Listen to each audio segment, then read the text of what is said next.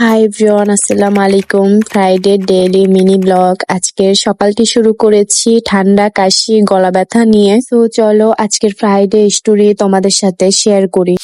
Friday মর্নিংটা শুরু হয়েছে বৃষ্টি দিয়ে। ঘুম থেকে উঠেই দেখি যে বাহিরে এত পরিমাণের বৃষ্টি, আর সাথে আমার গলার অবস্থা একদমই খারাপ। 2 দিন আগে থাকতেই আমার গলা চুলকাচ্ছিল, মনে হচ্ছিল যে ঠান্ডা কাশি হবে। মনে হতে না হতেই সকালবেলা ঘুম থেকে উঠে দেখি কথাই বলতে পারছি না, গলা ব্যথা, গলা খুসখুস করে কাশি চলে আসে। খুসখুস করে কাশি আসাতে একদম বমি চলে আসে। তাহলে বুঝেন, এই জন্য বেশি করে আদা দিয়ে কড়া করে রং চা বানিয়ে সকাল সকাল খেয়েছি, যেন অন্তত গলাটা ঠিক হয়। আমার ঠান্ডা কাশি হওয়ার আগে কিন্তু আমার বাবাইয়ের জ্বর ঠান্ডা লেগেছিল।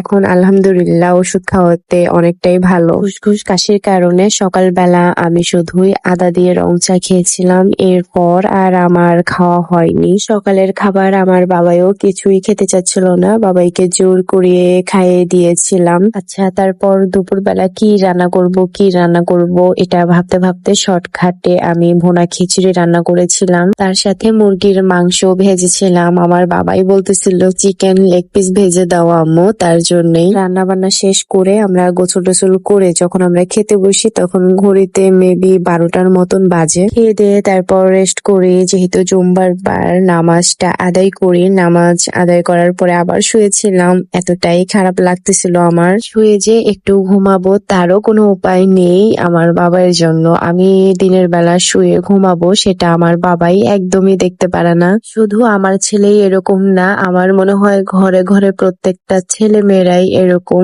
মায়েরা যখন একটু রেস্ট করতে যাবে, ঘুমাতে যাবে, ওই সময় ছেলে মেয়েরা এত পরিমাণে ডিস্টার্ব করবে যে শুয়ে থাকার থেকে উঠে কাজ করাও ভালো। আমি তো শুয়েছিলাম, সেদিকে আমার বাবাই একটু পর পর আমার কাছে গিয়ে বলতেছে যে আম্মু ভাজা রুটি খাবো চিনি দিয়ে, ভাজা রুটি খাবো চিনি দিয়ে। কিন্তু আমি বুঝতে পারতেছিলাম না যে ও কি বলতে চাচ্ছে। অনেকবার বলাতে আমিও বুঝতে পেরেছি যে সেদিন আম্মু পরোটা বানিয়েছিল, সাথে করে চিনি দিয়ে পরোটা খেতে দিয়েছিল। মানে আমার বাবাই ঝাল খেতে পারে না, সেজন্য আমার বাবাইকে চিনি দিয়ে পরোটা খেতে দিয়েছিল। সেজন্য সে পরোটাকে ভাজা রুটি বলে, আর হচ্ছে চিনি দিয়ে খাবো সেটাই বলতেছিল আমাকে। এত বারে বারে বলতেছিল যে না বানিয়ে দিও, আর পারি না। আমি রান্নাঘরে চলে আসলাম পরোটা বানানোর জন্য, মানে ভাজা রুটি বানানোর জন্য। তখন কিন্তু বিকেল 4টা বাজে এরকম হবে। ওই সময় আমি চিনির পরোটা বানাই। চিনির পরোটার সাথে খাওয়ার জন্য